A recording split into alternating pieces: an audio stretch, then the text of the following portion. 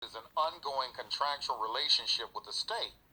Technically, the marriage license is a business license allowing the husband and wife, in the name of the marriage, to enter into contracts with third parties and contract mortgages and debts. They can get car loans, home mortgages, and installment debts in the name of the marriage because it is not only a secular enterprise, but it is looked upon by the state as a privileged business enterprise as well as a for-profit business enterprise.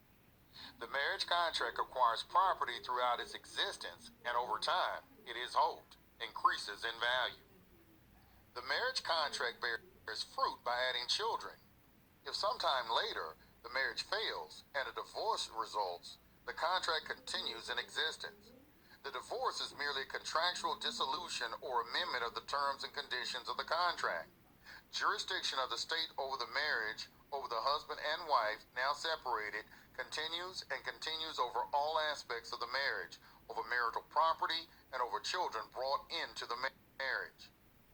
That is why family law and the domestic relations court calls divorce a dissolution of the marriage, because the contract continues in operation but in amended or modified form. He also pointed out that the marriage license contract is one of the strongest, most binding contractual relationships the state has on people. At the end of our hour-long meeting, I somewhat humorously asked if other people had come in and asked the question I was asking. The assistant replied that in the several years he had worked there, he was not aware of anyone else asking these questions. He added that he was very glad to see someone interested in the legal implications of the marriage license and the contractual relationship it creates with the state. His boss, the young woman Marriage Bureau Department head, stated, "You have to understand, the people who come in here to get a marriage license are in heat. The last thing they want to know is technical, legal, and statutory implications of the marriage license." I hope this is helpful information to anyone interested in getting more familiar with the contractual implications of the marriage license. The marriage license, as we know it, didn't come into existence until after the Civil War and didn't become standard practice in all the states until after 1900, becoming finally established by 1920.